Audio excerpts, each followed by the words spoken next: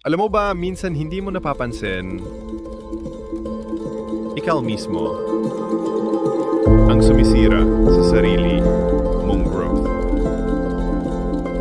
Kapag may mali, lagi mong sinisisi ang sarili mo. Kapag may success, sinasabi mong swerte lang. Ito ang tinatawag na self-sabotage mindset. At baka araw-araw mo na palang ginagawa.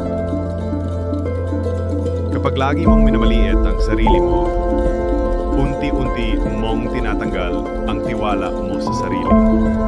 Simulan mong palagahan kahit maliit na progress, kahit simpleng step forward, big deal yan.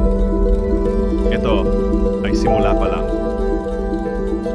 Kung handa kang magpatuloy sa paghubog ng mas matatag na mindset, don't forget to like, subscribe, and follow for more mindset shit.